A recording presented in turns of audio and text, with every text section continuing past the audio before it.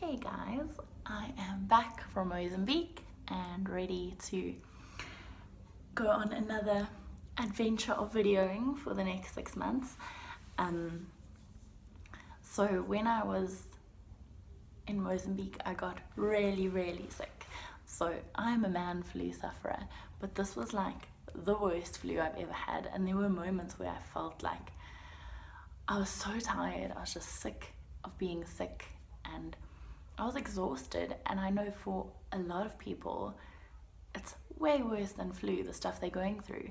And their sicknesses and their hearts, like pains and things, are way deeper and last way longer than a flu. But it just kind of got me thinking on this train, and there's a song that I love by Hillsong called Gracious Tempest.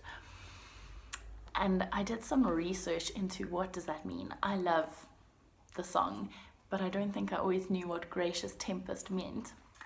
So I'm going to talk about it today. What is a gracious tempest and why can it be a good thing in our lives? So I'm using the mother's iPhone as I do this video. Okay, so to start off with, let's define gracious tempest. Some synonyms for gracious are merciful, forgiving, compassionate, kind, mild, soft-hearted, tender-hearted, and sympathetic. Tempest means a storm. So those two terms are like really contradictory when you're talking about a gracious storm. And I wanted to look into it because why would we talk about a gracious storm, and what does that mean, and why does God let us endure that? So when I thought about it, the first thing that came to my mind is these gracious storms that we face in life are often intended to immerse you, but never intended to drown you. And there's a big difference, because when we are immersed in a storm where it feels like I can't get out of it, it pushes us to look to Jesus.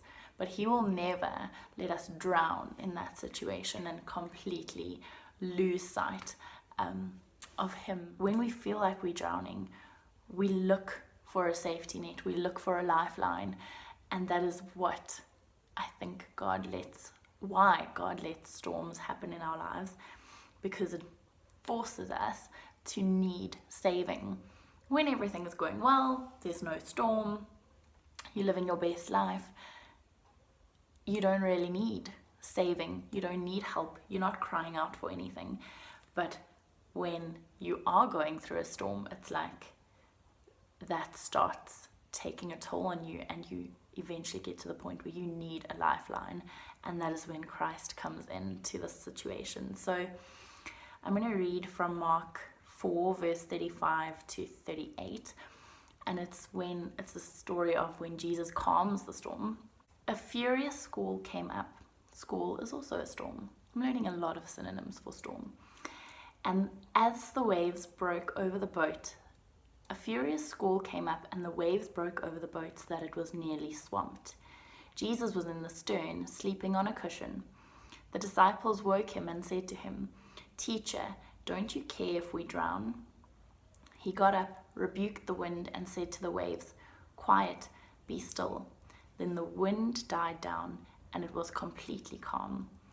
And for me, that was just a picture of how in the middle of the storm, who did the disciples go to first? Jesus, because they knew that he would be able to help them through the storm. And a lot of things come up in our lives, and I don't want to be insensitive about the storms people are going through, because there are really hard storms and really tough things that could go on for years. I don't know what God is putting someone through or what you're facing in your life, but those storms in our lives point us to Jesus, because we need saving. And he is graciously, so this gracious, where does the gracious part come in? He is graciously on the boat with you. You're not alone. There's a verse in Corinthians, it says, 2 Corinthians 9 verse 8, God is able to make all grace abound to you, so that having all sufficiency in all things at all times, you may abound in every good work. He is there. His grace is enough for you, and it will help you through this storm that you're going through. So he is there. He's graciously on the boat.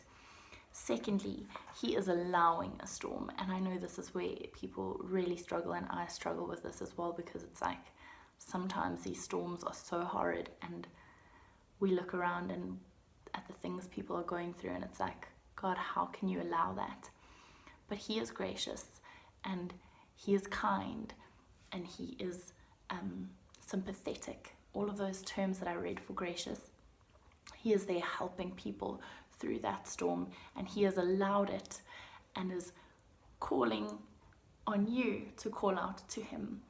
And the last thing is that he is then calming the waves when it gets too much, and a lot of the time it does. And that's kind of what I was feeling this week. On a very small scale, it was just like, I've had enough, God. And I just called out to him, and I was like, you need to hold me. You need to calm these waves. You need to help me out here, because I am tired and I am sick. And when we are in the middle of those storms, we're able to cry out to him. So it's a beautiful, beautiful idea that he puts us through gracious tempest. Like, he allows these gracious storms in our lives because it points us to Jesus. And that at the end of the day is the ultimate goal of our lives and the purpose of our lives. So yeah, if you are going through a storm in your life, I want to encourage you that God is there. He's with you. He's holding you. And cry out to him. It won't go unnoticed. It won't go unheard. And it won't go unanswered. The last verse I just want to read to encourage you is Psalm 116 from verse 5. It says, "The Lord is gracious and righteous. Our God is full of compassion. The Lord protects the unwary. When I was brought low, he saved me. Return to your rest, my soul, for the Lord has been good to you. For you, O Lord, have delivered me from death, my eyes from tears, my feet from stumbling, that I may walk before the Lord in the land of the living." I hope this encourages you in some way. I wanted to keep it short and simple, and I wanted it to really be like, you're true, and thank you for that encouragement, because I know there are people going through storms in their lives, and I want to encourage you to call out to Christ. And if there is anything I can pray for you, or if you would like to share it, whatever, please let me know. Leave it in the comments, send me a message on Instagram, and I would love to pray for you in the storms that you are facing. But take heart. God is with you in that storm, and he is gracious and he is kind. I will see you next week.